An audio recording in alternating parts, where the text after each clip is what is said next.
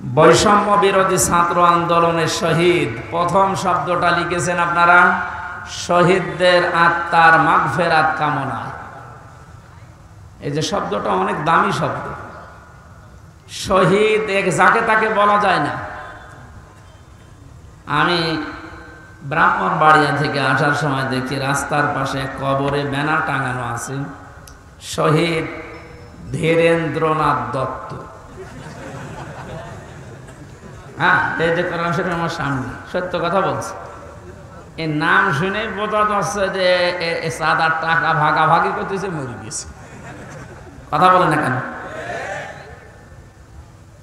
আমরা শহীদ আরো কিছু মানুষের নামের আগে পরে দেখতে পাই। আল্লামা শহীদ দেলাওয়ার হোসাইন সাইদি রহমতুল্লাহ আলাইহি, এটা শহীদ না? উনি সারা জীবন এই কামনা করতেন, আল্লাহুম্মা ইন্নী আসআলুকা শাহাদাতান ফি সাবিলিক। হে আল্লাহ, তুমি আমাকে যদি মরণ দাও, তোমার কাছে আমি চাই তুমি আমাকে শাহাদতের মরণ দিও। জেলখানার ভেতরে উনি কিন্তু ধুকে ধুকে মরে যেতে পারতেন, তারপরও শাহাদত পেতেন। কিন্তু এমন জায়গায় আল্লাহ নিয়ে তাকে জালেমদের হাতে মৃত্যু দিয়েছে, কেউ যেন দুনিয়ায় সন্দেহ করতে না পারে যে উনি এমনি মারা গেছে। উনি যে শহীদ এটা এখন বাস্তব প্রমাণিত। এর কয়েকটা প্রমাণের ভেতরে এক নম্বরে উনি হাসপাতালে ঢোকার আগে যে হাসিটা দিয়েছিল, এটা কোনো রোগী মানুষের হাসি না। ওনাকে রোগী বানিয়ে মেরে ফেলা হবে এই কারণে ওখানে নিয়ে গেছে। সুতরাং শহীদ এই ব্যাপারে কথা বলতে হলে খুব হিসাব নিকাশ করে বলবেন। কোরআনে কারিমে আল্লাহ জানিয়েছেন, মুখ দিয়ে যেহেতু মানুষ কথা বলে, এজন্য মুখের উপরে নোটিশ দিয়েছেন, এই মুখ দিয়ে কথা বলবি না। ওয়ালা তাকুলু লিমান ইউকতালু ফি সাবিলিল্লাহি আমওয়াত বাল আহইয়াউ ওয়ালাকিন লা তাশউরুন। সূরা বাকারার 154 নম্বর আয়াতে আছে, তাফসীরে ফি জিলালিল কোরআনে ব্যাখ্যা আছে, আমি শুধু সামারাইজ করে একটু অল্প বলছি। আল্লাহ পাক বলেন, মুখ দিয়ে কথা কখনোই বলবি না। শুধু একজন দুইজন না, তাকুলু বহু বচন। কেউ এ কথা জীবনেও বলবি না যে যারা শহীদ হয়েছে, যারা মারা গেছে। যদিও কয়েকদিন আগে কয়েকটা ভিডিও দেখছিলাম, আহলে হাদিস, আহলে কোরআন বিভিন্ন নাম নিয়ে তারা এ কথা বলতে চাচ্ছিল বা বলিয়েছিল যে শহীদ আবু সাইদ নিজে বুক পেতে আত্মহত্যা করেছে, শহীদ হয়নি। আমি গতকালকে আবু সাইদের কবর দেখে আসলাম। কত বর্ষ দিন। সিরাজগঞ্জবাসী, শুধু আপনাদেরকে না, রেকর্ড হচ্ছে এটা, তামাম দুনিয়ার মানুষকে বলছি, শহীদদের ব্যাপারে কথা বলতে হলে হিসাব করে বলবেন। কারণ আল্লাহ নিজে এটা মুখের ওপরে নোটিশ জারি করে দিয়েছেন, কথা বলা যাবে না। বাল আহইয়া, আল্লাহ বলেন ওরা জীবিত, ওরা কি ওয়ালাকিন লা তাশউরুন, কিন্তু তোমরা টের পাও না। শহীদ আবু সাইদের এই আত্মদান, জীবন দানের মাধ্যমে যত মানুষ উদ্বুদ্ধ হয়েছে, যার কারণে আজ এখানে বসে আমরা কথা বলতে পারছি। আপনি কি মনে করেন ময়দানটা এত সহজ না? আজকের এই অনুষ্ঠানের জন্য কারো পারমিশন লাগে নাই, অথচ 5 তারিখের আগে অনুষ্ঠান করতে 14 জায়গায় বলা লাগতো।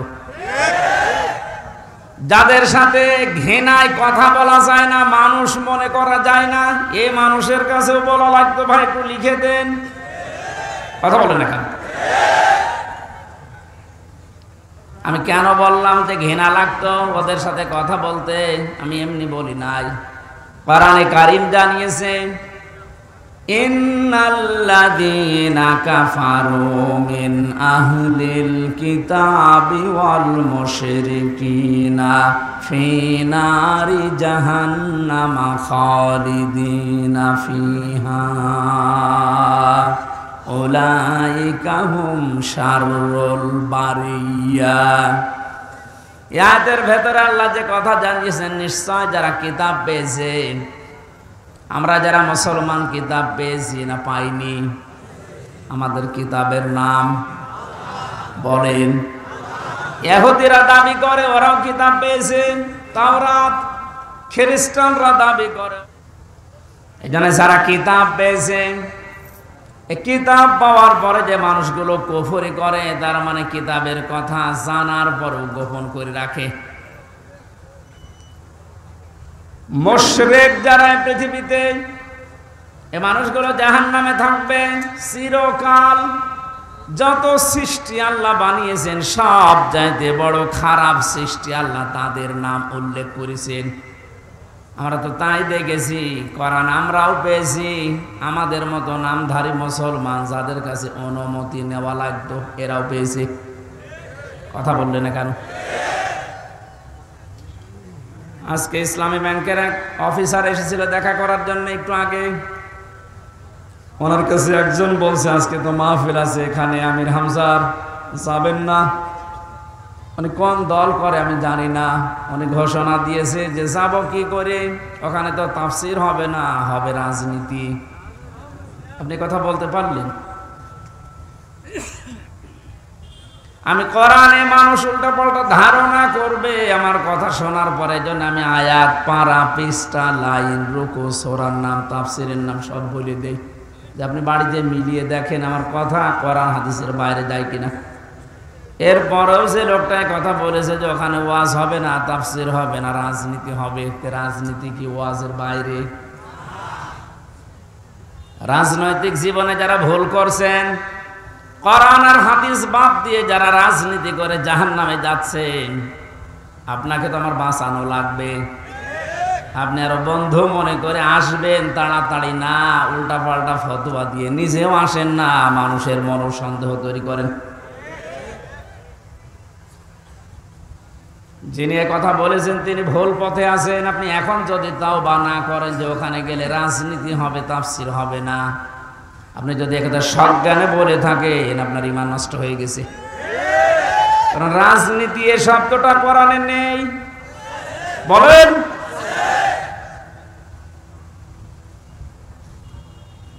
শুধু তাসবিহ আদায় করার জন্য, শুধুমাত্র নামাজ পড়ার জন্য, জিকির করার জন্য যদি আল্লাহ আমাদেরকে বানাতেন, তাহলে পুরা কোরআন শরীফে প্রায় 9 জায়গায় কথাটা আছে, সাব্বাহা লিল্লাহি মা ফিস সামাওয়াতি ওয়া মা ফিল আরদ। আসমান আর জমিনে যা আছে সব সৃষ্টিগুলো আমি আল্লাহর তাসবিহ আদায় করছে। মানুষকে সৃষ্টি করার পরে তারাও তাসবিহ আদায় করছে, কথা আল্লাহ কোরআনে দেয়নি। মানুষকে আল্লাহ কেন দিয়েছেন এই পৃথিবীতে? ইন্নী জাইলুন ফিল আরদি খলিফা, অবশ্যই জমিনে আমি প্রতিনিধি পাঠাবো, খলিফা। কি পাঠাবো? বলেন বলেন। কেন সৃষ্টি জগতের নাম বললেন? যে জমিন আসমানে যা আছে সবাই আল্লাহর তাসবিহ পড়ছে, আর মানুষ বানানোর আগেই তিনি বললেন আমি জমিনে পাঠিয়েছি খলিফা। এই আয়াত দুইটা সামনে রাখলে বোঝা যায় মানুষকে জিকির করার জন্য, তাসবিহ পড়ার জন্য আল্লাহ বানায়নি, আল্লাহ বানিয়েছে প্রতিনিধি হিসাবে। আপনি প্রতিনিধি হিসাবে যদি এসে থাকেন, আপনার যদি ওই যোগ্যতা না থাকে, তাহলে প্রতিনিধি আপনাকে অবশ্যই নির্বাচিত করা লাগবে। কথা বলে না কেন? এই যে প্রতিনিধি নির্বাচিত করা লাগে, আল্লাহ যেটা করে দেখিয়েছেন, এদিকে তাকান। এই নির্বাচিত, নির্বাচন, এই শব্দগুলো কোরআনে কারিম থেকে নেওয়া। আল্লাহ পাক বলেন, হুয়াজতাবাকুম ওয়া মা জাআলা আলাইকুম ফিদ্দীনি মিন হারাজ। তিনি আল্লাহ যিনি তোমাদেরকে নির্বাচিত করেছেন। কি করেছেন? নির্বাচিত কখন করা হয়? যখন নির্বাচন হয়। 15 বছর তো নির্বাচনই হয়নি, তো নির্বাচিত কিভাবে হলো? তার মানে যারা ছিল সব অনির্বাচিত। নির্বাচিত যেন করা যায় সেজন্যই তো ফিল্ড লাগবে। সমান সমান ফিল্ড না হলে আপনি নির্বাচিত করবেন কি করে? আমিরে জামাত ডাক্তার শফিকুর রহমান এইটাই তো জানাতে যাচ্ছে জাতির কাছে যে যারা দায়িত্বে আছে তাদেরকে একটু সময় দেন, তারা এই ফিল্ডটা তৈরি করে দিক। এটা ছিল না বলেই তো আপনি আন্দাজে অনির্বাচিত নির্বাচিত বলে আপনি ঘোষণা দিতেন। ফিল্ড যদি তৈরি না হয় আপনি তো আবার ওইভাবে দিনের ভোট রাতে করে বলবেন আমিও নির্বাচিত। 4-5 দিন আগে এদেরকে দিয়ে একটা ষড়যন্ত্র চলছিল। নির্বাহী আদেশের মাধ্যমে আইন মন্ত্রণালয় থেকে যারা দায়িত্বে আছে বিনা ভোটে বিনা নির্বাচনে 900 ভোটে যে মানুষগুলো আন্দাজে নির্বাচিত হয়েছি বলে ঘোষণা দিয়েছিল, একবারে উপজেলা চেয়ারম্যান মেয়র সব বাদ দিয়ে দিয়েছে। ওই মানুষগুলো শুরু করেছিল না আমরা তো নির্বাচিত। কিসে নির্বাচিত? তোমাকে ফের তৈরি করেছিলে। আমার তো মনে হয় এদেরকে যারা সাহায্য সহযোগিতা করেছে এই ভোটে দাঁড়ানোর মাধ্যমে নাম দিয়ে এরা অপরাধী, কারণ এরা নির্বাচিত করতে দেয়নি। এজন্য এ দলও আছে ও দলও আছে, সব দিকে আছে। জাতীয় পার্টির নাম ধরে বলছি এদের শাস্তি আরো বেশি হওয়া দরকার। কেউ রাজি হয় না আর তুমি আগে আগে চলে গেলে মানে। আল্লাহ বলছেন হুয়া জিতাবাকুম, তিনি নির্বাচিত করেন। নির্বাচন না হলে উনি নির্বাচিত করবে কি করে? আর নির্বাচিত করার জন্য আল্লাহ প্রতিনিধিদের মাধ্যমে এটা তৈরি করেছেন। আমরা এখন নির্বাচিত করব কাদের, সেই কথা আল্লাহ কোরআনে দিয়েছেন। আমার নিজেরও মনে হচ্ছে যা বলছি সবই তো রাজনীতি, আসলে এইটাই রাজনীতি। আপনি যেটা করতেন কোরআন হাদিস বাদ দিয়ে ওটা দুর্নীতি। আর আমি কোরআন দিয়ে যেটা প্রমাণ দিয়ে বলছি আপনাকে বাঁচানোর জন্য, এইটাই আসল রাজনীতি। কাকে নির্বাচিত করবেন? কোরআনে কারীম জানিয়েছে সূরা নিসা 5 নম্বর পারার 6 নম্বর পৃষ্ঠার 9 নম্বর লাইনের 59 নম্বর আয়াতে আছে, প্রথম অংশে পাবেন। এটা তাফসিরে ইবনে কাসিরেও আছে, ফি জিলালিল কোরআনেও আছে। ব্যাখ্যাগুলো লম্বা করে বলতে গেলে সময় যাবে আর কণ্ঠ পারবে না, এজন্য আমি খুব সামারাইজ করছি, বোঝার জন্য বলছি। ইয়া আইয়ুহাল্লাযীনা আমানু আতিউল্লাহা ওয়া আতিউর রাসূলা ওয়া উলিল আমরি মিনকুম। এখানে আলেম বসে আছে, যারা এখানে বসেন কোরআন হাদিস তারা একটু খেয়াল করবেন, যারা বসেন না তারা আরো অ্যাক্টিভ হবেন যেন বাড়ি গিয়ে মিলাতে পারেন। আল্লাহ ডাক দিয়েছেন ইমানদারেরা আমার আনুগত্য করো, আমার রাসূলের আনুগত্য করো। আর তোমাদের ভেতরে যারা উলিল আমর নেতৃত্ব দেয়, নেতা যারা, তাদেরকেও মেনে চলো। প্রশ্ন আমার এখানে আতিউ, এটা ফেল ভার্ব, এটা ক্রিয়া। এই শব্দটা আল্লাহ নিজের নামে রাসূলের নামে দিয়েছেন, কিন্তু উলিল আমরের আগে দেয়নি। এই কথা বলেন না কেন? শুধু জি বলা না, এটা নিয়ে যাওয়া লাগবে একটা বাড়িতে। তাহলে ওই যে লোক ইসলামী ব্যাংকের অফিসারের কাছে বলেছে যেখানে রাজনীতি হবে ও জীবনের কথা বলবে না। আতিউ শব্দটা আল্লাহ নিজের নামে রাসূলের নামে দিলেন, উলিল আমরের আগে দেয়নি। কেন দেয়নি? কারণ আল্লাহ রাসূলকে মানা লাগবে, কোনো প্রশ্ন করা যাবে না। কথা বলে না কেন? কিন্তু উলিল আমর যদি মেনে চলতে হয়, যেহেতু ওনারা আল্লাহকে তো আপনি এখানে পাচ্ছেন না, রাসূলকে পেয়েছিলেন কিন্তু এখন নেই, কিয়ামত পর্যন্ত তো উনি আসবেনও না, কিন্তু উলিল আমর তো আসবে। এই জন্য উলিল আমরকে যদি আপনি মেনে চলতে চান, দেখতে হবে উপরে বর্ণিত এই দুইটা আছে কিনা, আল্লাহ রাসূলকে ওই লোকটা মেনে চলে কিনা। আপনি যাকে নেতা মানবেন, যার নেতৃত্বে চলবেন, যাকে আপনি নির্বাচিত করবেন, আমি এই শব্দগুলো কি বানাচ্ছি?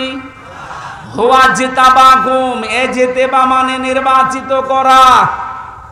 নির্বাচন না হলে নির্বাচিত করা যায় না। আল্লাহ তাহলে নির্বাচনের মাধ্যমে নির্বাচিত করেছেন আমাদেরকে। কোটি কোটি মানুষেরা উম্মত হওয়ার জন্য আশা পেশ করেছিল, আকাঙ্ক্ষা, কিন্তু আল্লাহ তাদের বাছাই করেনি। আল্লাহ শুধু আমাদের মতো মানুষগুলোকে উম্মতে মুহাম্মদী নির্বাচিত করেছেন। সুবহানাল্লাহ বলতে পারেন?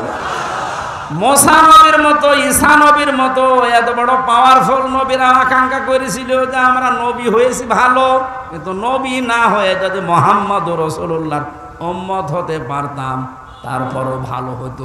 আল্লাহ বলেন না। একজনেরটা কবুল হয়েছিল হযরত ঈসার, এজন্য তিনি আসবেন দুনিয়ায় আবার নবী হয়ে না, উম্মত হয়ে।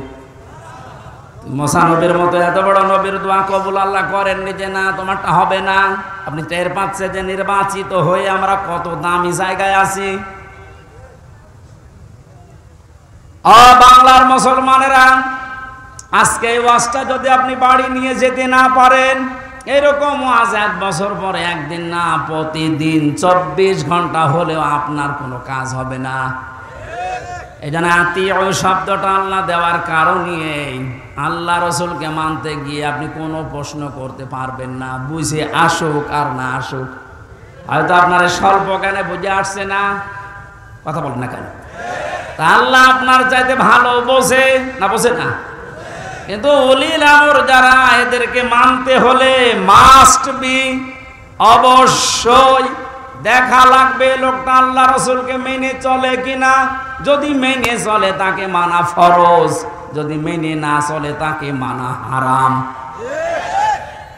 হযরতে সাদ ইবনে আব্দুল্লাহ ইবনে সাদ রাদিয়াল্লাহু তাআলা আনহু বিবাহ করার পরে খোরমা বিলি করলেন, মিষ্টি বা খোরমা খেজুর।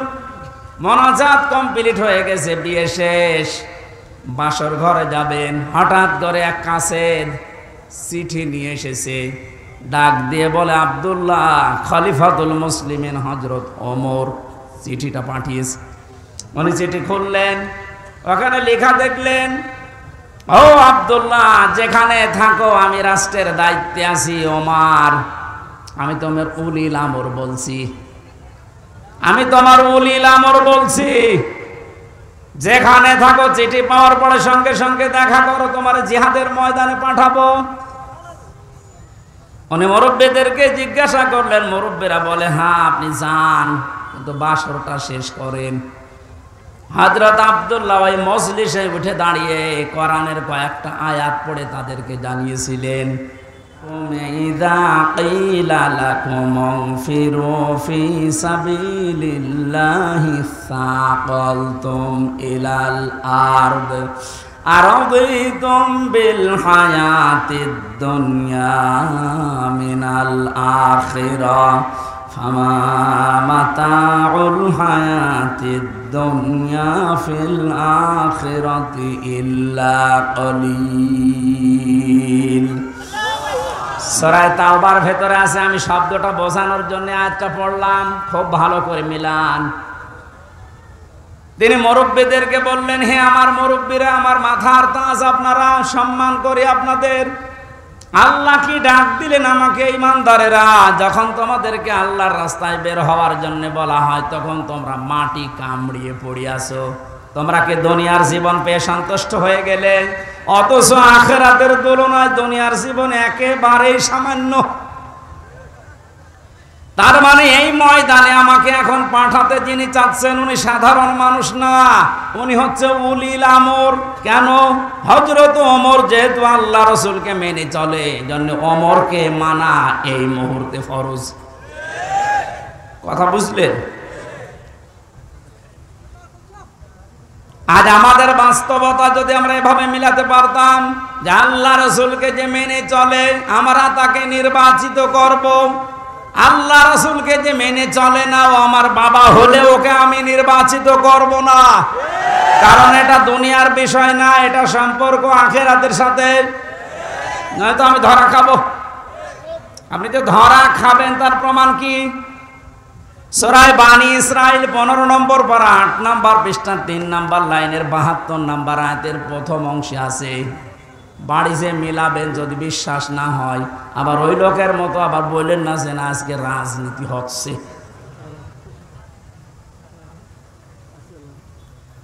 ইয়াউমা নাদউ কুল্লা উনাসিম বিইমামিহিম। আল্লাহ পাক বলেন কিয়ামতের দিন আমি প্রতিটি মানুষকে বিচারের দ্বিতীয় স্টেপে, প্রথম স্টেপে ডাকবে একা একা, আর দ্বিতীয় স্টেপে প্রতিটি মানুষকে আল্লাহ ডাক দেবে তার নেতার সাথে। কার সাথে? আগে নেতা, এরপরে কর্মী।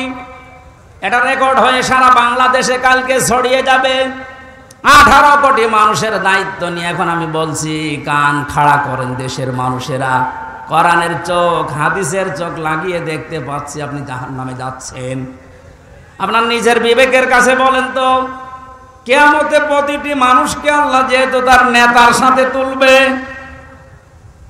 যেই নেতার আদর্শ আপনি মেনে চলেন, যাকে নির্বাচিত করবেন বলে আপনি ভোট দেওয়ার সিদ্ধান্ত নিচ্ছেন, আপনি নিজে থেকেই বলেন ওই লোকটা যদি কিয়ামতে আপনার সামনে দাঁড়ায়, আপনি তার পেছনে, আল্লাহ তো আগে ওকে দেখবে, এরপর আপনাকে। আপনার কি মনে হয় ওর যা অবস্থা, ওর যা চরিত্র, ওর যা সুরত সিরাত, ওরে দেখলে আল্লাহ মাফ করবে বলে মনে হয়? দেখলেন? অবশ্যই না, তো এখনই ধরা খাবে।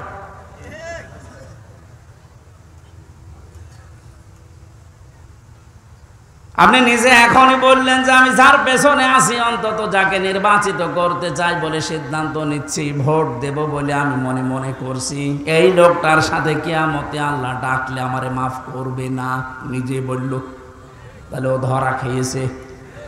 কেরা বলল গো? হাত তোলেন তো।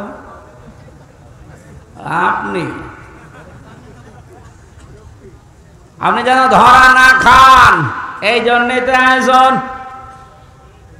আর রাজনীতি মনে করে আপনি আসলেনই না, আপনি তো ধরা আরো বেশি খাবেন। পাগলকে যদি বলা হয় নৌকা নাড়াবি না, ও বলে আমার মনে ছিল না। আরে ভাই, আমি তো আজকে কবরের ওয়াজ করবো বলে এসেছিলাম, আপনি কি মনে করে দিলেন? মনে যখন করে দিয়েছেন, আপনাকেও বাঁচাতে হবে, আমারও বাঁচতে হবে। এই জন্য উলিল আমর মানার ক্ষেত্রে খুব সতর্ক। এটা দুনিয়ার বিষয় না, এটা রাজনীতি মনে করবেন না, এটা আপনার আখিরাত জড়িত। আল্লাহ তুমি আমাকে যেভাবে বুঝিয়েছো কোরআনে কারীম, সবাইকে ওই সহজভাবে বোঝার তৌফিক দাও। তাহলে নির্বাচিত, এই শব্দটা কোরআনে আছে না নেই? তিনিই নির্বাচিত করেন তোমাদেরকে তার দ্বীনের জন্যে, এবং দ্বীনের ওপরে চলতে গিয়ে যত বাধা আছে, সব বাধাগুলো আল্লাহ নিজের থেকে দূর করে দেন। এই হুয়ার ফাইল আল্লাহ নিজে। জেলা আমির সাহেব যেটা ইঙ্গিত দিয়েছিলেন যে অনেকের ইমানে 15 বছরে প্রায় নড়বড়ে হয়ে গিয়েছিল, এটা জেলখানার অন্তঃপ্রকোষ্ঠে থাকলে আরো বেশি হয়ে যায় অনেকের। আমারও প্রায় কি হচ্ছে, এত কিছু হয়ে গেল, কিছুই করেন আল্লাহ। আল্লাহ বলেন দ্বীনের উপরে যদি সত্যই টিকে থাকতে পারো, যত বাধা বিপত্তি ঝড় ঝাপটা আসবে আল্লাহ নিজে ওইটা দূর করে দেবে। এটা যে আল্লাহ নিজে দূর করে দিয়েছে। আমরা অনেকে মনে করছি ছাত্রদের কারণে, না, আল্লাহ নিজে দায়িত্ব নিয়ে এ পাথর সরিয়েছে। ছাড়া এ পাথর সরানোর জন্য শুধু ছাত্ররা না, আল্লাহ যদি নিজে দয়া না করত, কখনো এ জালেম পালাতো না। ওর মনের ভেতরে আল্লাহ এত ভয় তৈরি করে দিয়েছে, দলীয় লোকগুলোকে বলিয়ে যাবে সে সময়ও পায়নি। মাঝখান থেকে এই পাগলরা এখন বিপদে আছে। আমার মনে হচ্ছে পাগলগুলো বেশি অত্যাচার করেছিল এই যে হারুন আঙ্কেল।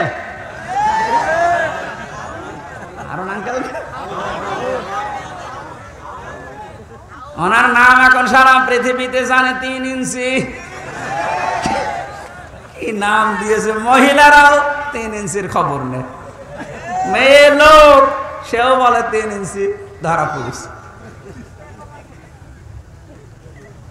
5 তারিখের পর থেকে আজকের এই 31 তারিখ পার হয়ে আজকের 1 তারিখ পর্যন্ত বারবার ঘোষণা দেখেছে আমাদের অভিভাবক যিনি, শুধু বাংলাদেশের না, গোটা পৃথিবীর ইসলামী আন্দোলনের অভিভাবক তিনি এখন ডাক্তার শফিকুর রহমান। দূর থেকে উল্টা পাল্টা ধারণা করতে পারেন যে কি এমন উনি জেনারেল শিক্ষিত একটা ডাক্তার। আরে ভাই, তার ইখলাস জানেন, তার তাকওয়া জানেন, তার ইবাদতের খবর জানেন। আমি ছিলাম তার সাথে 4টা দিন। আমার তো মাঝে মাঝে মনে হয় পৃথিবীতে কেউ যদি জিন্দা ওলি দেখতে চায়, ওই আস্তালায়, গাছতলায়, বসতলায় যারা বসে আছে বটতলায়, ওরা আল্লাহর ওলি না। আল্লাহর ওলি দেখতে চাইলে আপনি ওই লোকটার দিকে তাকিয়ে থাকবেন। তার ইবাদতের মারটা আপনি খোঁজ পাবেন না। এই যে সকালবেলায় এই 65 বছরের একটা মুরব্বী মানুষ, সকাল বলতে রাত 4:30টার সময় ডাক দেয়। ওই সময় হাতে হ্যান্ডকাপ দিয়ে, পায়ে বেড়ি দিয়ে কোর্টে নিয়ে যাচ্ছে। তবে 1-2 কিলোমিটার না, এই কাশিমপুর থেকে একেবারে কোর্ট পর্যন্ত যাওয়া আসা করতে প্রায় 7-8 ঘন্টা সময় লেগে যায়। এত কষ্ট স্বীকার করে রাত 8টা, 9টা, 10টার সময় ওনারে নিয়ে আসতো। ওনার যেন দেরি হয়, যেন ওনার কষ্ট হয়। ঘরে আসার পরে দেখতাম, বলতাম, মুরব্বী খাবার খাবেন না, ঘুমিয়ে পড়েন। আমার বলছে, হামজা ঘুমাও। আমি যত পাশেই ছিলাম, মাঝে মাঝে জিজ্ঞাসা করতাম যে এত কষ্ট করে আসলেন, ঘুমাবেন না? আমারে বলছে, ঘুমাও, আমি এখন কিছু সময় আল্লাহর জিকির করব, দরুদ শরীফ পড়ব। 2-2.5 ঘন্টা ঘুমিয়ে, যে মানুষটা রাত 9:30, 10টার সময় কোর্ট থেকে এসে 2 ঘন্টা 2.5 ঘন্টা পর্যন্ত ঘুমিয়ে এরপরে তাহাজ্জুদের নামাজে, হাফেজ কিনা আমি জানি না, যতটুকুই পড়তো এরপরে সেজদায় পড়ে যেত। 40-45 মিনিট, 1 ঘন্টা দেখি সেজদায় পড়ে আছে।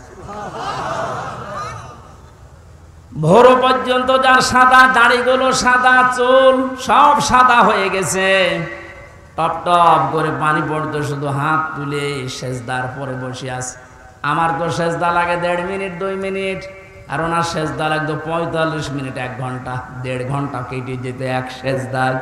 আমার 12 রাকার তাহাজ্জুদ মিলে মাত্র 1.5 ঘন্টা ওনার এক সেজদায় চলে যেত।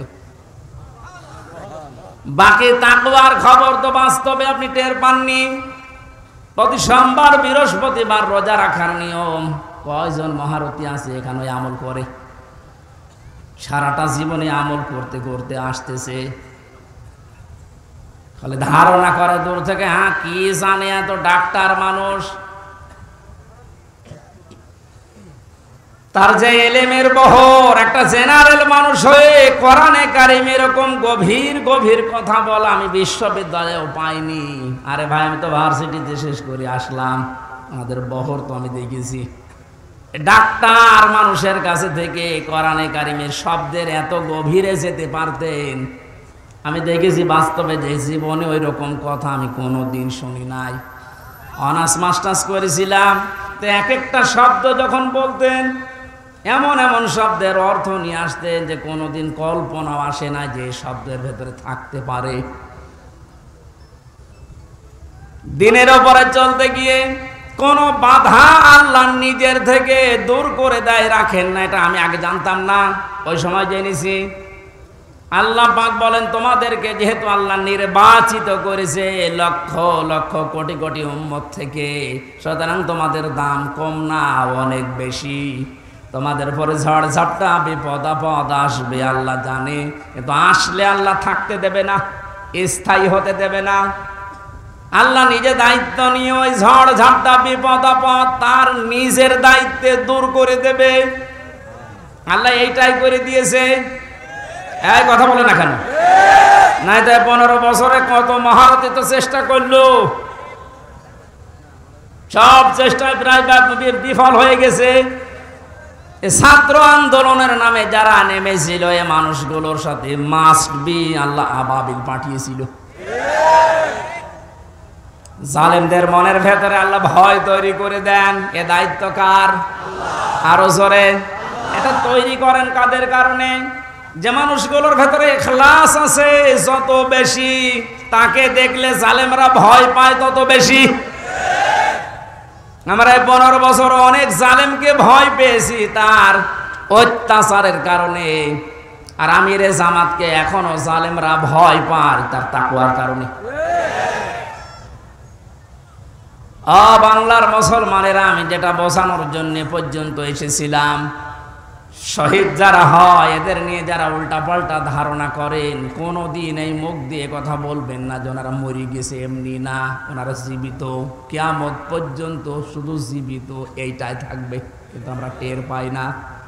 এর পরের কথা আল্লাহ দিয়েছেন, মানুষ যেহেতু ধারণা করতে পারে, মুখে হয়তো বলে না, ওয়ালা তাহসাবান্নাল্লাযীনা কুতিলু ফি সাবিলিল্লাহি আমওয়াতা বাল আহইয়াউন ইনদা রাব্বিহিম ইরযাকুন। সূরা আলে ইমরান 4 নম্বর পারা 11 নম্বর পৃষ্ঠা 9 নম্বর লাইনের 169 নম্বর আয়াত। এটা তাফসীরে কাবীরে পাবেন। আল্লামা ফখরুদ্দিন রাজি রহমাতুল্লাহ আলাইহি ব্যাখ্যা করতে গিয়ে লিখেছেন, ওই পৃথিবীর মানুষেরা মুখ দিয়ে তো বলবেই না, অন্তরে যেন এ ধারণাও কোনোদিন না আসে যে শহীদরা মরে গেছে। এটা ধারণাও করা যাবে না। বালাহিয়াউন, বরং তারা জীবিত, বরং তারা কি, আরো জোরে, ইনদা রাব্বিহিম ইরযাকুন, তারা তাদের রবের কাছে খাবার খাচ্ছে। শহীদ আবু সাঈদের বাড়িতে গিয়েছিলাম, যে গরিব মানুষ, 6টা ছেলে ওনার, এটাই ছোট।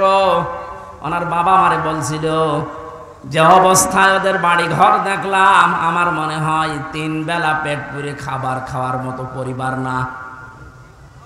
আল্লাহ তার জীবনটা এত বেশি পছন্দ করেছিলেন, সাধারণভাবে মরণ দেয়নি, এত সাহস তার বুকের ভেতরে দিয়েছিলেন, জালেমদের সামনে জীবনটা দিয়ে শাহাদত বরণ করে কিয়ামত পর্যন্ত জান্নাতি খাবার খাবে।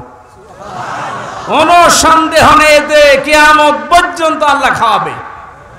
কারণ যেহেতু মরে না, জীবিত থাকে, আর জীবিত থাকলে খাওয়া লাগে, খাওয়া লাগে না? আর খেলে রক্ত গোশত তৈরি হয়, খাবার খেলে মানুষের রক্ত গোশত তৈরি হয়। ওই দিন আমার মাহফিল, দিন রাতের বেলা গিয়েছিলাম ওখানে, রাত 9:30টার পরে অনুষ্ঠান ছিল আমার গাইবান্ধার গোবিন্দগঞ্জে।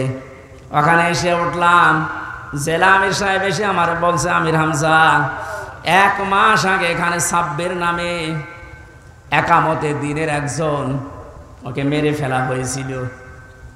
1 মাস পরে ওর কবর খুঁড়ে কবর ভেঙে গেছে বৃষ্টিতে, দেখলাম ওর কবরের ভেতর থেকে তাজা রক্ত পাওয়া যাচ্ছে।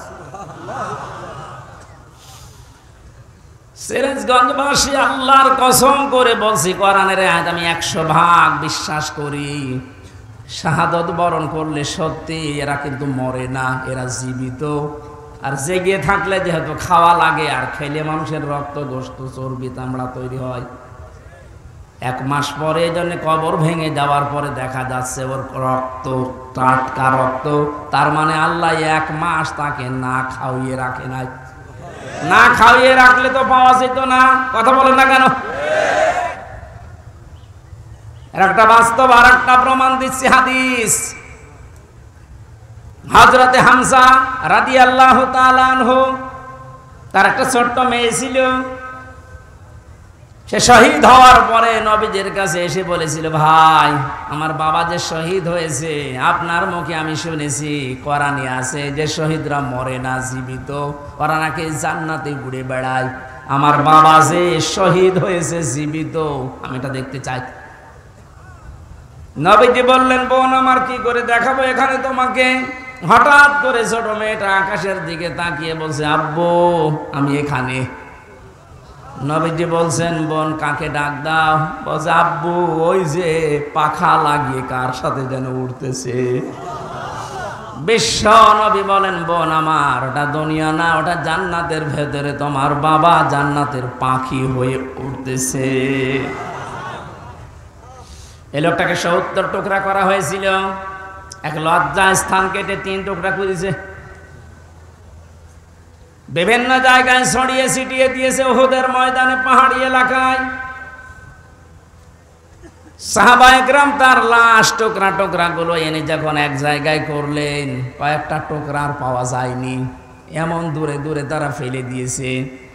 নবীজি নিজের চাদরটা দিয়ে হযরতে হামজাকে ঢেকে দিলেন। মাথা থেকে হাঁটু পর্যন্ত ঢেকেছিল হাতিয়েছে টাং, পার বেরিয়ে থাকে, ঢাকা যায় না। আল্লাহর নবী মুহাম্মদ রাসূলুল্লাহ নিজে সাহাবীদেরকে দিয়ে পাহাড়ি এলাকার লতা পাতা দিয়ে তার পাটা ঢেকে দিলেন, কবরে রাখলেন। যেহেতু জানা তার জন্য কাফন দাফনের জন্য ধোয়ানোর কোনো লাশ ধোয়ানোর সিস্টেম নেই, শহীদরা মরে গেলে ধোয়ানো লাগে না, যেভাবে ইন্তেকাল করবে শাহাদত বরণ করব ওইভাবেই কবরে দেওয়া লাগবে, কারণ কিয়ামতের দিন উনি ওইভাবে আল্লাহর সামনে উঠে দাঁড়াবে। আপনি যদি দেখবেন আবু সাঈদ কিয়ামতে যখন উঠবে 4টা গুলি লেগেছে যেখানে যেখানে, ওইটা নিয়ে দাঁড়াবে ঠিক ওইভাবে। আল্লাহ জিজ্ঞাসা করবে, আবু সাঈদ তোমার শরীরে এতগুলো গুলি, রক্তের দাগ কেন? বলবে আমি জালেমদেরকে হটানোর জন্য, মানুষের অধিকার প্রতিষ্ঠার জন্য চেষ্টা চালিয়েছিলাম। শেষ পর্যন্ত জালেমরা আমার বুকে, আমার পেটে, আমার মুখের উপরে গুলি লাগিয়েছে। যে সমস্ত জায়গায় গুলি লেগেছে ওই জায়গাগুলো একেবারে জিন্দা নিয়ে তোমার সামনে আমি হাজির হয়ে গেছি। হযরতে হামজাকে আল্লাহর নবী কবরে রাখলেন। এই ডিস্টার্ব হচ্ছে কেন? ডাক দিয়ে বলেন হামজাকে, রব্বুল আলামিন এই যে আমার চাচাকে আমি কবরে রাখলাম, এখন পর্যন্ত আমার চাচার উপরে আমি রাজি আছি, খুশি আছি। মাবুদ আমি তোমার গোলাম হয়ে বলছি, তোমার রসুল হয়ে দাবি করছি, আমার চাচা হামজার উপরে তুমি রাজি হয়ে যাও। নবীজি বলেন যদি আমি রাজি হয়ে গেছি, আল্লাহ তুমি রাজি হয়ে যাও, আল্লাহ দেরি করবে? দেরি যে করে না, এই আয়াত তার প্রমাণ তাফসিরে পেয়েছি আমি। ওনাকে কবর দেওয়ার 30 বছর পর কবরটা ভেঙে গিয়েছিল। মদিনা একটা ঢল হওয়ার কারণে দেখে রক্ত ভেসে আসতেছে পানির ভেতরে। ওই সময় হযরতে হামজার সাথে যারা ছোট বয়সে যুদ্ধ করেছিল তারা এখন মুরব্বী হয়ে গেছে। রক্ত অনুসন্ধান করতে করতে গিয়ে দেখে 30 বছর আগে মুহাম্মদুর রাসূলুল্লাহর চাচা হযরতে হামজাকে ওরা যেখানে যেখানে আঘাত করেছিল তরবারি দিয়ে, ওই জায়গাগুলো দিয়ে ফিনকি দিয়ে রক্ত বের হচ্ছে। বাংলার মুসলমানেরা ভালোভাবে মিলান, আল্লাহ যে আহয়াউন দিয়ে শেষ করেননি, ইনদা রাব্বিহিম ইরযাকুন, তারা তো জীবিত এবং খাবার খায়। উনি যে খাবার খেয়েছে তার প্রমাণ 30 বছরের তাজা রক্ত। কথা বলেন না কেন? এই জন্য কোনোদিন এই ধারণা করবেন না যে যারা শহীদ হয়ে গেল এরা মরে গেছে, বলবেন তো নাই, ধারণা করা যাবে না। এই শহীদদের আত্মার মাগফিরাত আল্লাহ ওদেরকে এমনিতেই মাফ করে দিয়েছে। কারণ কি? ওয়ালিয়াকুলামাল্লাহুল্লাযীনা আমানু ওয়া ইয়াত্তাখিযা মিনকুম শুহাদা আল্লাহু লা ইউহিব্বুজ জালিমিন। রব্বুল আলামিন বলেন, কিছু মানুষকে আমি সাধারণভাবে মরণ দিতে চাই না, যার ঈমান এবং যার অ্যাক্টিভিটিস কাজকর্ম আমার কাছে পছন্দ হয়, ওই মানুষটাকে আমি আল্লাহ শাহাদতের মরণ দিয়ে ধন্য করে দেই। আর জেনে রাখো আয়াতের শেষের কথা, আল্লাহু লা ইউহিব্বুজ জালিমিন, কোন জালেমকে আমি ভালোবাসছি না, বাসবো না। এটা মোজারে বর্তমান ভবিষ্যৎ, প্রেজেন্ট ফিউচার। এজন্য জালেম যারা তাদের কপাল বড় খারাপ। আপনার দুনিয়াও শেষ, আখিরাত তো শেষই। আমি দোয়া করলেও হবে না জালেমদের জন্য, কারণ আল্লাহু লা ইয়াহদিল কওমাজ জালিমিন, জালেমদেরকে আল্লাহ হেদায়েত দিচ্ছে না, দেবে না। আমরা আর যাই করে যেন জালেম হয়ে না যায়। এই শব্দটা যেহেতু খুব গুরুত্বপূর্ণ, জালেম। আজ অনেক জালেম বিদায় নেওয়ার পরে এখন অনেকে নব্য জালেম হওয়ার জন্য চেষ্টা চালাচ্ছে। গতকালকে চুয়াডাঙ্গার একটা খবর শুনলাম, আমি কোরআনের আয়াতের সাথে মিলিয়ে আশ্চর্য হয়ে গেছি। জালেম বিদায় নিল, এ জালেম আসলো কোত্থেকে? সূরা বাকারার 114 নম্বর আয়াতটা, এই এদিকে তাকান। ওমান আযলামু মিম্মান মানাআ মাসাজিদাল্লাহি আইয়ুযকারা ফীহা ইসমুহু ওয়া সাআ ফী খারাবিহা ইলা আখির আয়াত। ওরা কোরআনে কারীম থেকে দার্স দিচ্ছিল, এক জালেম এসে বলছে এটা বন্ধ করো, এটা মসজিদের ভেতরে রাজনীতি চলবে না। আমি মিলিয়ে দেখলাম কোরআনে কারিমের আয়াত আল্লাহ মনে হয় ওর নাম দিয়েই নাযিল করেছে। আমান আযলাম, আল্লাহ বলেন বড় জালেম দেখতে চাও? আমি আল্লাহর দৃষ্টিতে সবচাইতে বড় জালেম ওই লোকটা মিম্মাম মানাআ মাসাজিদ আল্লাহ, যে লোকটা আল্লাহর মসজিদের ভেতরে নিষেধ করে আইয়ুযকারা ফীহা ইসমুহু, তার নামের জিকির করতে, তার নামের আলোচনা করতে আল্লাহর ঘর মসজিদে যারা নিষেধ করে এরা আল্লাহর দৃষ্টিতে বড় জালেম। আমরা মনে করছি জালেম হয়তো বিদায় হয়ে গেছে, না, এখনো নব্য জালেম তৈরি হচ্ছে। এজন্য জালেম যদি কেউ হয়ে থাকেন, বুঝে হন আর না বুঝে হন, থামেন, আপনার কপালে আগুন লাগবে।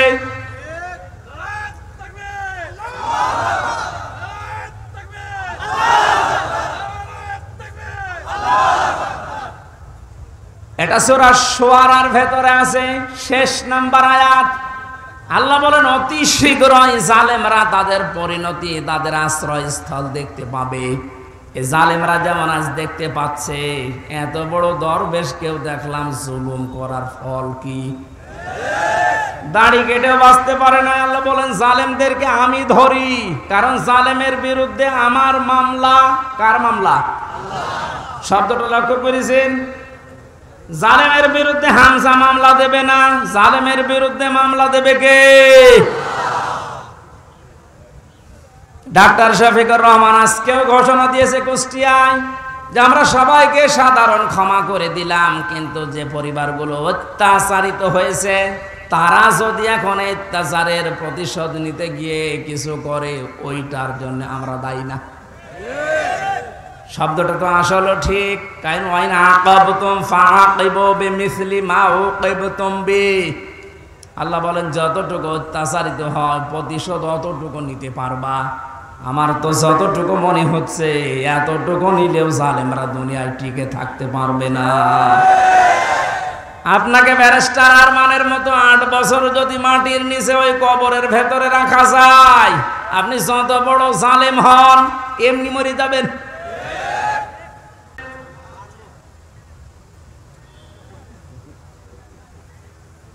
আমার উপরও যতটুকু অত্যাচার হয়েছিল, আমি চাই যাদের দ্বারা হয়েছে, যে মানুষগুলোর ইঙ্গিত হয়েছে, আমি ওই মানুষগুলোকে অতটুকু না করে ছাড় দেব না। যে যা বলে বলুক গা, এখন যাদের না মাফ করে দেন না, কিসের মাফ? কোনো মাফ নেই আপনার, কারণ আমার ছোট মেয়েটা আমার এখনো পর্যন্ত চেনে না। দোষ করে যদি আপনি শাস্তি দিতেন আমি মেনে নিতাম, কিচ্ছু জানি না আপনি কেন আমার জীবনে এই কাজ দিলেন। আর যেভাবে রেখেছিলেন আমাকে আর মাওলানা মামুনুল হককে, কোনো আলেমকে এত কষ্ট আমারে বাংলাদেশে আমি আর শুনি নাই। আপনি আমার মতো একটা ছোট মানুষকে 24 ঘন্টা তালাবদ্ধ রেখে মনে হচ্ছে আমি ফাঁসির কন্ডেম ছেলে আছি, কত বড় অপরাধী। অথচ যে মামলাও দিয়েছিলেন, শাস্তি দিলেও 3 মাসের বেশি আপনি রাখতে পারেন না। এটা মূল্য চুরি মামলা। জালেমদেরকে মাফ করে দেওয়া মানে মজলুমের উপরে অবিচার করা। এক কথা বলছেন না কেন?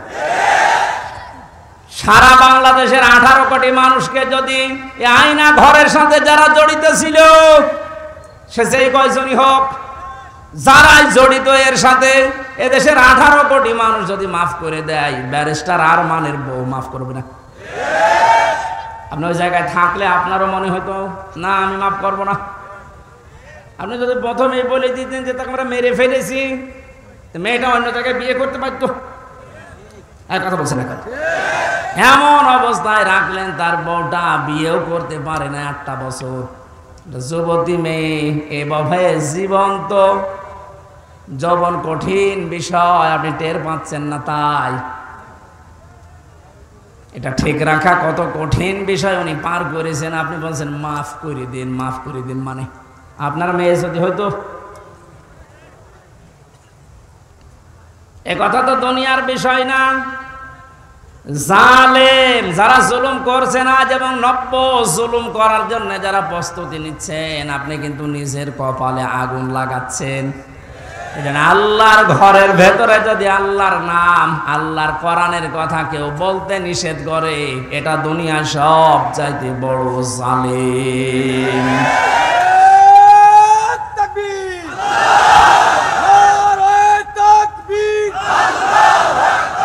ইসলামের শত্রুরা, ইসলামের শত্রুরা,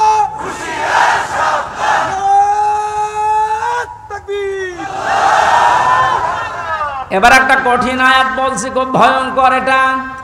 আমি যে জালেম জালেম জালেম বলছি বারবার, কেন জানেন? কারণ জালেমদের বিরুদ্ধে আল্লাহ নিজে অভিযোগ দায়ের করবেন, নিজে মামলা ঠুকে দেবেন।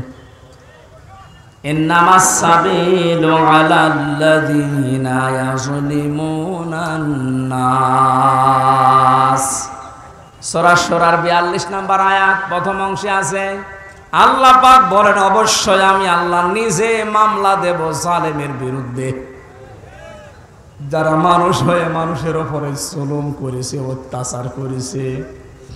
যারা বাংলার জালেমেরা আপনার দুনিয়ার জীবন শেষ, আর আখেরাত তো আপনি আল্লাহর মামলার আসামি। যিনি বিচারপতি, যিনি রায় দেবেন, তিনি যদি মামলার বাদী হয়, তা আপনি তো একেবারে সরাসরি খালাস পেয়ে যাবেন। বলেন না কেন? আমার মামলার যারা আসামি, যারা বাদী ছিল, যারা আমার মামলার যারা বাদী ছিল, তারা টাকা পয়সা বহু খেয়েছে আকিস গ্রুপের কাছ থেকে। গত পরশু দিন আকিসের মালিক আমারে বলছে, হুজুর আপনাকে আমরা চাকরি দিয়েছিলাম আমাদের মসজিদের খতিব হিসাবে, ওই শয়তানরা আপনাকে পেছে ফেলে আমাদের কাছে কয়েক কোটি টাকা 5 তারিখের আগ পর্যন্ত নিয়েছে। যদি 5 তারিখ না আসতো, ওরা এখনো টাকা নিত। আমার মামলার আয়ু যেই লোকটা মেজানুর রহমান, টেকের হাটে বাড়ি, আমার মনে হয় ওরে পেলে পিটিয়ে মানুষ জনগণ মেরে ফেলবে। আর বাকিগুলোর নাম একবার বলেছিলাম ওই কুষ্টিয়ার এক মাহফিলে, তারা পরের দিন বলছে, হুজুর আর নাম বললেন না, কিছু হলে কিন্তু আমরা মারা পড়ে যাব। কেমন ভয় আছে জালেমরা দেখেন। তবে এই যে লোকটা, এই লোকটা 5 তারিখের আগের দিন 4 তারিখ রাত্রে টাকা নিয়েছে, এই মামলার আয়ুটা ওই এখন নাই থেমে গেছে। আমার মনে হয় 5 তারিখ বাংলাদেশে না আসলেও শয়তান এখনো টাকা নিত।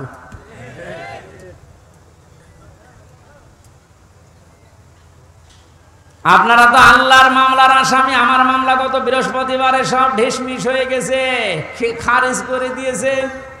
বিচারপতি দেখিয়ে বলছে এটা মামলা হইলো, অথচ ওই বিচারপতি 5 তারিখের আগে বলতো এটা কিছু করা যাবে না। 5 তারিখের পরে এখন এই বৃহস্পতিবারে ও নিজে দেখিয়ে বলছে কি বিচার করব, কোনো মাল নেই। অনেক নিজে পড়ে পড়ে দেখছে, বলছে কোনো মাল ম্যাটারেস নেই, কি দেখে বিচার করব, যা সব বাদ। আমাদের সবাইকে খালাস দিয়ে দিয়েছে। এই যে খালাসি যখন দিয়ে দেবেন, 3 বছর আপনি বিনা কারণে জেল খাটালেন, কোন কারণে? খালাস দেওয়া মানে কি?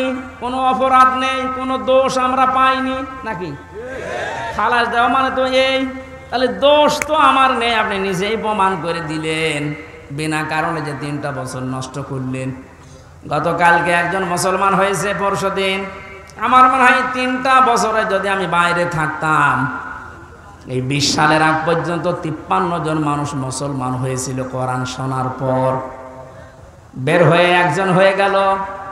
3 বছর থাকলে আমার মনে হয় এখনো পর্যন্ত 50 জনের উপরে মানুষকে আমি জান্নাতে নিতে পারতাম। আপনি সুযোগ থেকে বঞ্চিত করে দিলেন। এজন্য জালেম যারা, তারা হামজার মামলার আসামি না। হামজার মামলার আসামি তো হবে নেই। কিয়ামতে আমি না পাপ করলে আপনি জান্নাত যেতে পারবেন না। আর সব চাইতে বড় দুঃখ আপনার জন্য, আপনি আল্লাহর মামলার আসামি। আল্লাহ আমাদের হেফাজত করুন জালেম হওয়া থেকে, বলেন আমিন। আমিরে জামাত শুধু একবার একটু ইঙ্গিত দিয়েছে, এক জালিমের হাত থেকে মুক্তি পেয়েছে, আর কোন জালেম যেন আমাদের মাথার উপরে বসতে না পারে। আর অনেকের এখন দেখছি চুলকানি আরম্ভ হয়ে গেছে। কোন কারণ আপনার চুলকানি আসবে? আপনি কি জালেম? তার মানে আপনি নিজের থেকেই মনে মনে ভাবছেন যে আমি এগুলো করছি, সামনেও করব, আপনিও জালেম। ঠাকুর ঘরে কে রে? আমি তো কলা খাই। অনেকে আপনার নাম বলে বলেছে, বলেন কোন কারণে নিজের দিকে টেনে নেন?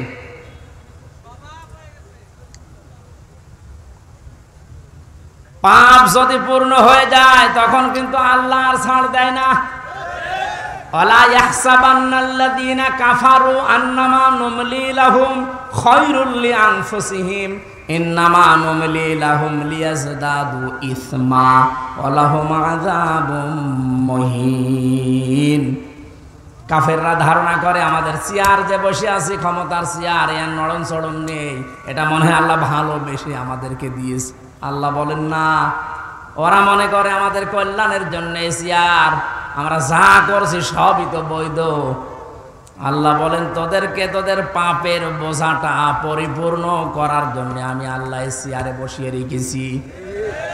ওরা সর্বশেষ পাপের বোঝা পরিপূর্ণ করেছে ইসলামী আন্দোলন, একামতে দিন, জামাত ইসলামকে নিষিদ্ধ করার মাধ্যমে। এটা না করলে পাপের বোঝা পরিপূর্ণ হচ্ছিল না। যে শয়তানগুলোর পরামর্শ এটা করেছিল, শয়তান এখন সব ডিম খাচ্ছে, সবগুলো ডিম খাচ্ছে, পচা ডিম। এক কথা বলে না কেন? লিয়াজদাদু ইসমা, ওদের পাপের বোঝা 5 তারিখের আগ পর্যন্ত পূরণ হয়নি। যেই করেছে 1 তারিখে, 4 তারিখের ভেতরে আল্লাহ সব কমপ্লিট করে দিয়েছে। ওয়ালাহুম আযাবুম মুহিন, ওদের জন্য অপমানজনক শাস্তি। এর চাইতে আর কত অপমান হবে বলেন? বলছিলেন না জালামের যে কেক মারছে, আমার মনে হয় আমরাও সুযোগ পাচ্ছি না, সুযোগ পেলে আমরাও 2-1টা দিতাম। কারণ আপনারা যা করেছেন আমার সাথে, কম বেশি এই দেশে যদি 10 জন আলেমকে পরিস্থিতির দিক থেকে, এলেম আমল না, শুধু পরিস্থিতির দিক থেকে 10 জন মানুষকে সারা বাংলাদেশে চেনে, তার ভেতর আমি একজন। পেটের ভেতর থেকে শুনতে শুনতে আসে যে হামজা বলে একজন আছে। গাড়িতে আসার সময় মায়ের কোলে বসে বসে কি খাচ্ছে, চিপস খাচ্ছে, আর বলছে ওই যে হামজা দাস। তার মানে ও পেটের ভেতরে শুনে এসেছে যে হামজা নামে একজন আছে।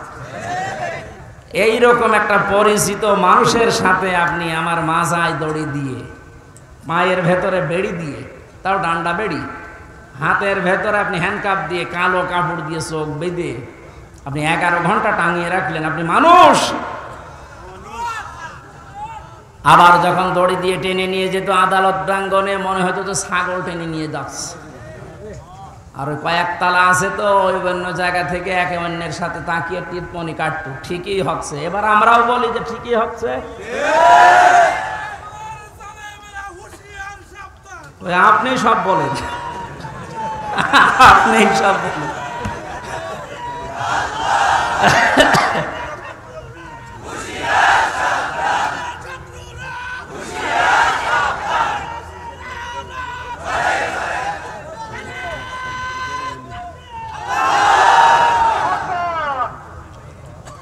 আমাদের মুরব্বী, আমাদের মাথার তাজের কথা মতো আপনাদেরকে আমরা মাফ করে দিলাম, কিন্তু আপনারা যা করেছেন, কোরআন হাদিস পড়ে যা বুঝছি, আল্লাহ আপনাদের মাফ করবে না, আল্লাহ নিজে আপনাদের বিরুদ্ধে মামলা দেবে। এখানে জালেম যারা এবং জালেম এখন যারা নতুন করে হচ্ছেন, আপনারা আল্লাহর মামলার কেসের আসামি। খুব গুরুত্বপূর্ণ বিষয় এটা, খেয়াল করে জীবন চালাবেন। যে মানুষগুলোর আত্মার মাগফিরাত এবং রূহের আহত মানুষদের সুস্থতায় কামনায় তাফসীর মাহফিলের আয়োজনে, বিশাল আয়োজনে যারা আঞ্জাম দিয়েছে, যারাই খেদমত করেছে এত বড়, আল্লাহ প্রত্যেককেই তাদের মনের কামনা বাসনা পূরণ করুন। আমরা বারবার বলছি, আমরা কিন্তু এখনো পর্যন্ত বিজয় অর্জন করতে পারি নাই, আমরা শুধুমাত্র স্বাধীন হয়েছি কেবল। আমরা জুলুম মুক্ত হয়েছি, এখনো পুরোপুরি না, ষড়যন্ত্র তো থেমে নেই। এই জন্য আসল বিজয় হবে তখন যখন দেখব কোরআনে কারিম দিয়ে 56,000 বর্গ মাইল চলছে। কারণ এই দেশটায় 53 বছরে বাবা চালিয়েছে, স্বামী চালিয়েছে, চাচা চালিয়েছে, বুবু চালিয়েছে, ভাবি চালিয়েছে, সবই আমি না দেখি মুরব্বীরা দেখিয়েছে। এক কথা বলে না কেন? শুধুমাত্র এখন দেখতে বাকি আছে এইটা দিয়ে চললে কেমন লাগে, এইটা দিয়ে যেন সংসদ চলে, দেশটা চলে, দেখতে চান না?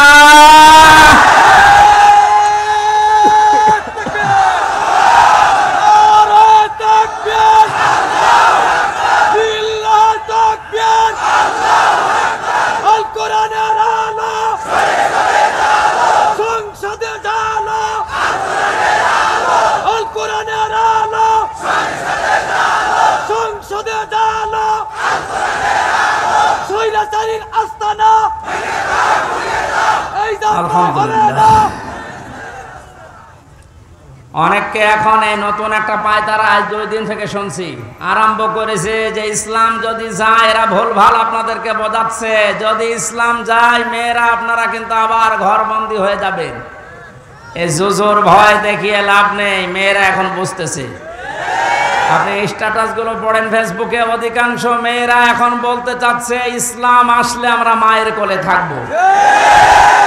আমিরে জামাত ঘোষণা দিয়েছে যদি আল্লাহ আমাদেরকে কবুল করেন, মেয়েরা যে নিরাপত্তা পাবে কিয়ামত পর্যন্ত এই দেশের মেয়েরা ভুলতে পারবে না যে আবার কোরআন বাদে অন্য কিছু আসুক।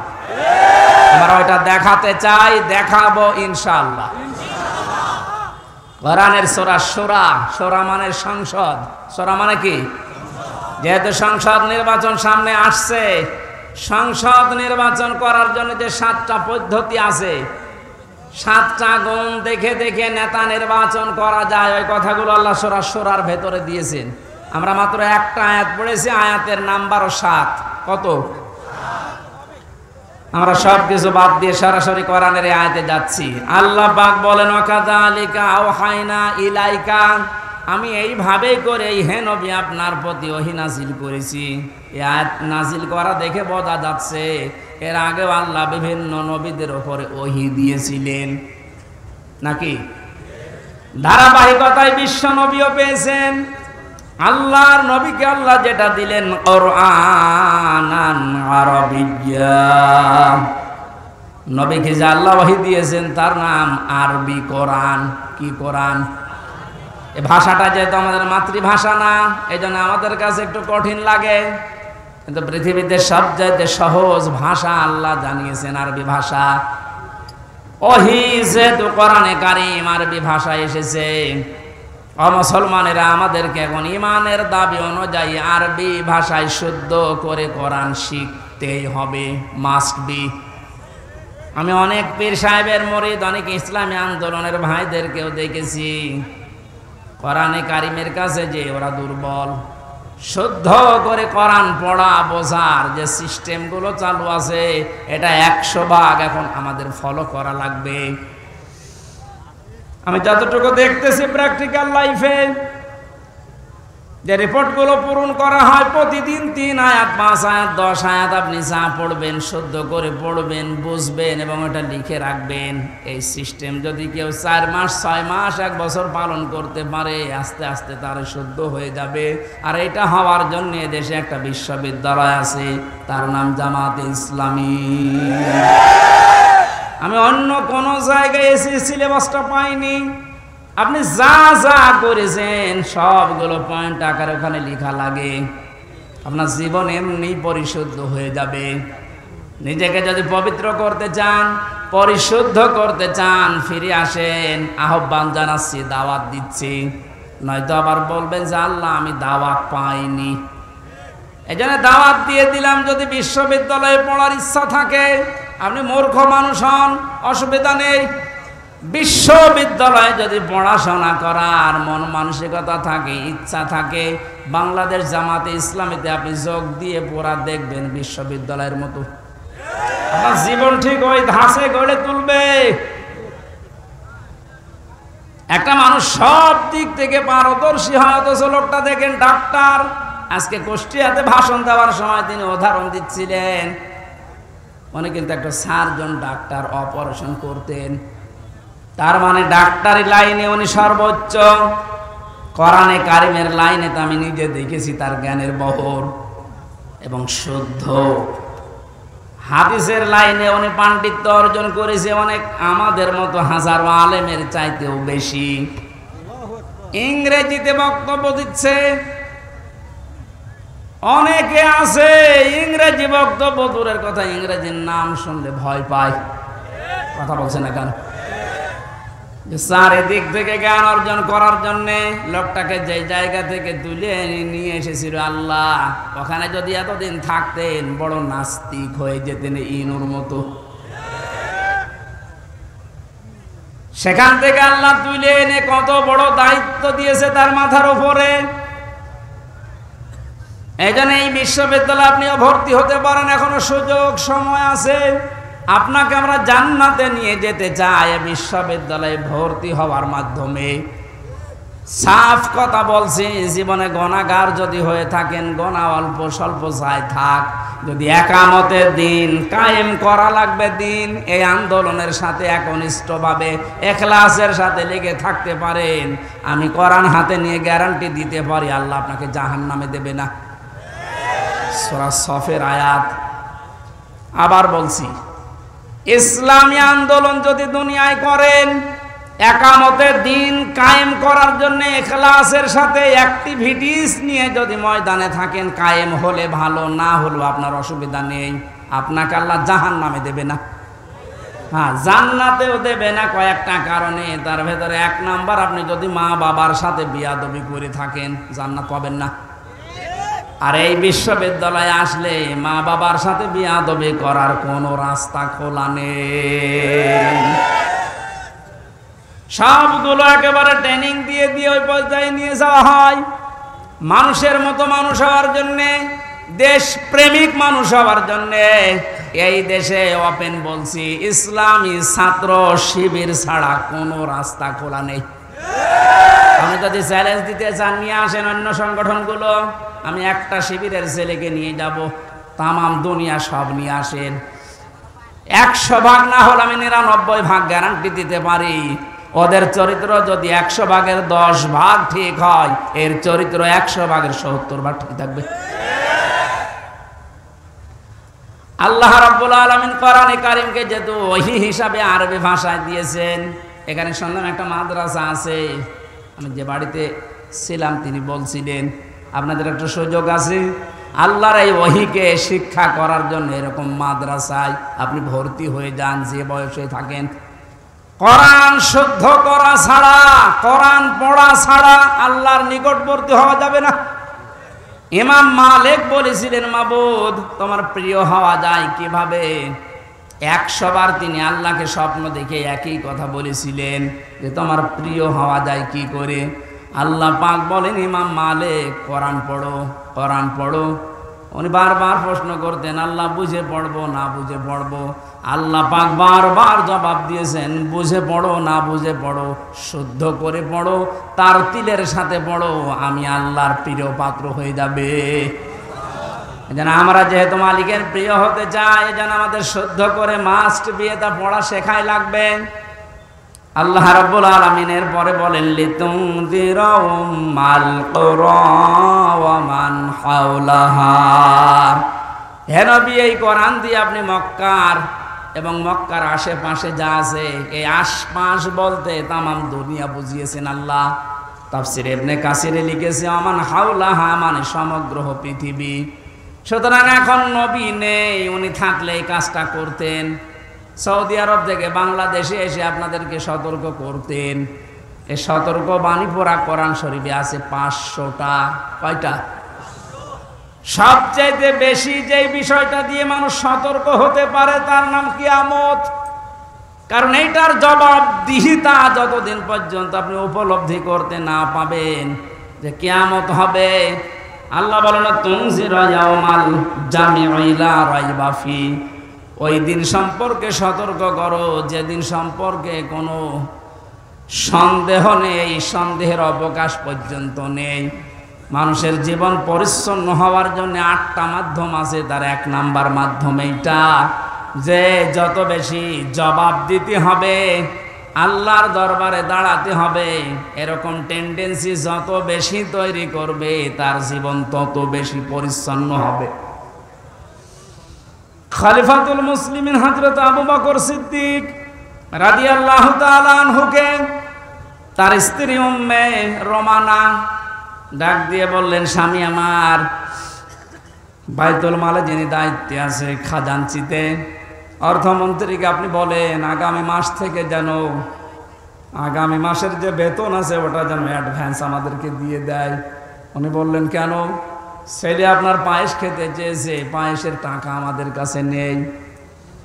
চলে গেলেন বাইতুল মালে, ডাক দিয়ে বললেন, আমার কিছু টাকা পয়সা লাগবে, যেহেতু এ মাসের টাকা আমি নিয়ে নিয়েছি, আগাম মাসের টাকা আমার অ্যাডভান্স দিয়ে দেন। বাইতুল মালে যিনি দায়িত্বে ছিলেন তিনি ওই রকমই তেল মারা মানুষ না। তিনি ডাক দিয়ে বললেন, খলিফা, টাকা আমি আপনাকে আগাম মাসের দিতে পারি, আপনি আগামী মাস পর্যন্ত বেঁচে থাকবেন, ওইটা লিখে দেন। উনি বলছে, টাকা আমার লাগবে না। বাড়িতে যে স্ত্রীকে বলছে, শিলা বললেন, ঠিক আছে, আপনি যখন পারলেন না, যেভাবে চলছে সংসার চলতে দেন। 15 দিন পর তিনি পায়েস রান্না করে দিয়েছে। হযরতে আবু বকর বললেন, স্ত্রী পেলে কোথায়? আপনাকে বলেছিলাম, আপনি তো অপারগতা প্রকাশ করলেন, আপনি পারেননি।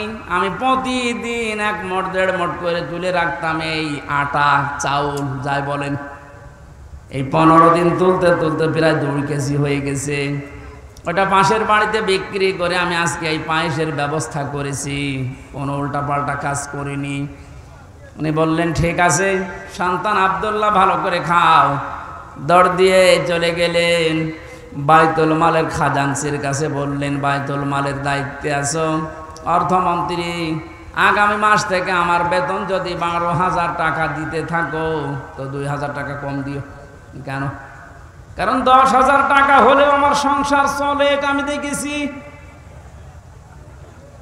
আমার মনে হচ্ছে এই যে কিয়ামতের জবাব দিতে হবে, টেন্ডেন্সি তার ভেতরে কোন পর্যায়ে ছিল আপনি বলেন। আর 1628 জন মানুষ দায়িত্বে আছে, দায়িত্বে যে সরকার আছে থাক, এর এই 1628 জন মানুষ শুধু এখন যদি আবু বকরের মতো এই চিন্তা নিয়ে দেশটা চালায়, আমার মনে হচ্ছে 16 ঘন্টায় এই দেশটা একেবারে রোল মডেল হয়ে যাবে। এতদিন যারা রোল মডেল করেছিল, কি মডেল দেখিয়েছেন আপনি? কি মডেল দেখিয়েছেন? এটা একটা জরিপ পেলাম আজকে, এটা শোনালে আপনার মাথা খারাপ হয়ে যাবে। ও বলছে, চাক 2009 সালে পিলখানার নির্মম হত্যাকাণ্ড, আমার সাথে 1500 জন মানুষের, তার ভেতরে আমার মনে হয় 900 মানুষকে তো আমি পরিচয় করেছিলাম বিডিআর বিদ্রোহের নাম দিয়ে। এই 14-15 বছর বেকার তারা জেল খাটতেছে, কিচ্ছু জানে না, এমনও মানুষ আছে। পঞ্চগড়ে এক মুরব্বীর সাথে পরিচয় ছিল, বলছে আমি রিটায়ার্ড করবার 1 মাস পরে, অথচ আজ 15 বছর 14 বছর আমি জেলে আছি। 2013 সালে হেফাজতের কর্মীদের শাপলা চত্বরে যে নির্মম হত্যাকাণ্ড, 2014 সালে একক নির্বাচন, 2018 সালে কোটা আন্দোলনকারীদের নির্মম নির্যাতন, 2018 সালে নিরাপদ সড়ক আন্দোলনকারীদের নির্মম নির্যাতন, 2018 সালের নির্বাচনী গায়েবী ভোট, বিরোধী দলীয় নেতা কর্মীকে গুম, খুন, হত্যা এবং আয়নাঘর, 11 লক্ষ কোটি টাকা বিদেশে পাচার, তার ভেতরে এক দরবেশে 36,000 কোটি টাকা, এটা 11 লক্ষ কোটি। দলীয় প্রয়োজনে পুলিশকে ব্যবহার, বাক স্বাধীনতা কেড়ে নেওয়া, সর্বশেষ 2024 সালে কোটা আন্দোলনের নামে গণহত্যা। এর একটা অস্বীকার করতে পারবেন? আমি দেয়নি, বিবিসি দিয়েছে জরিপটা।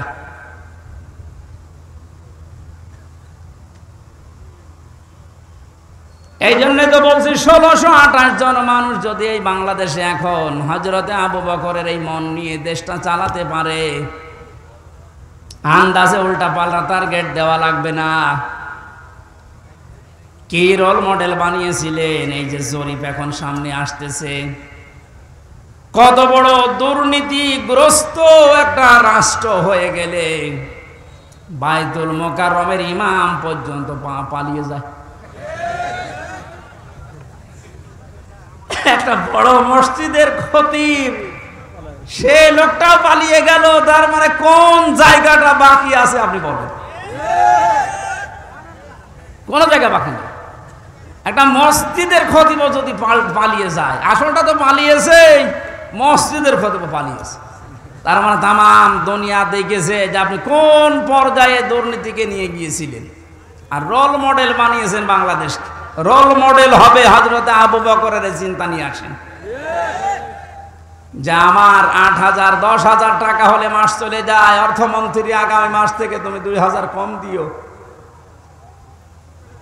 কিয়ামতে জবাব দিতে হবে। বিশ্বাস যত বেশি তৈরি হবে, আপনার জীবন পরিচ্ছন্ন হবে। ফারিকুন ফিল জান্নাতি ওয়া ফারিকুন ফিস সাঈর।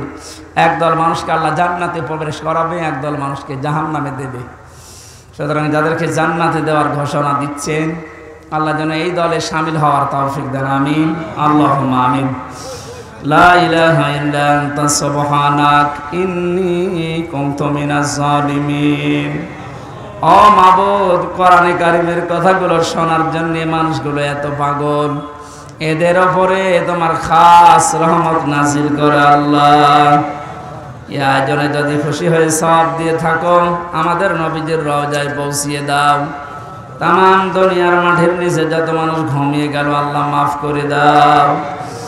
যে সমস্ত শহীদদের আত্মার মাগফিরাত এবং অসুস্থ মানুষদের সুস্থতায় কামনায় এই মাহফিলের আয়োজন, আল্লাহ তুমি সব দেখতে পাচ্ছ, সব শুনতে পাচ্ছ।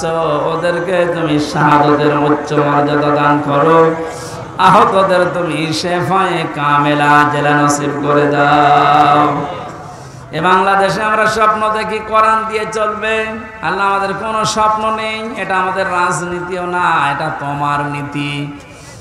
যেহেতু তুমি জানিয়েছো কোরআনে কারীম দিয়েছি রাষ্ট্র চালাতে, আমরা এটা চাই, তুমি চোখে দেখার তৌফিক দাও। যা করা লাগে আমরা তোমার হাতে দিলাম। আল্লাহুম্মা ইন্না নাজআলুকা ফি নুহুরিহিম ওয়া নাউযু বিকা মিন শুরুরিহিম। মুসাফির অবস্থায় আছি, অসুস্থ অবস্থায় আছি, মাজলুম অবস্থায় আছি, আল্লাহ তুমি আমাদের মোনাজাত কবুল করো। জীবনে কিচ্ছু চাই না আমাদের নিজেদের জন্য, শুধু এইটা চর্ম চোখে দেখতে চাই যে কোরআন দিয়ে দেশটা চলছে। মা বোনেরা পর্দায় আছে, পর্দায় থাকার তৌফিক দাও। আল্লাহ তাআলা, আমার স্ত্রী অসুস্থ, আমি দোয়া চাই, মেহেরবানি করে তাকে তুমি শেফায়ে কামিলা আজেলা নসিব করে দাও। আমাদের সন্তানাদিগুলোকে তুমি নেককার বানাও। আগামীতে এলাকায় কোরআনের আলোচনার কারণে আল্লাহ তাআলা যত আলোচনা হচ্ছে হবে, আমাদেরকে তুমি হেদায়েতের জরিয়া বানিয়ে দাও। মাটির নিচে যত মানুষ আছে এলাকায়, প্রত্যেককে কবরে তুমি জান্নাত দান করো। আল্লাহ, শেষ কথা বলি, জালেমদেরকে কিয়ামতের আগে তুমি আর চেয়ারে বসিও না। বারাকাল্লাহু লানা ওয়া লাকুম ফিল কোরআনিল আযীম। মরণ আসলেই যেন বলতে পারি লা ইলাহা ইল্লাল্লাহু মুহাম্মাদুর রাসূলুল্লাহ। জেলখানায় যে বইগুলো লিখেছিলাম, আপনারা অনেকে বই নিয়েছে।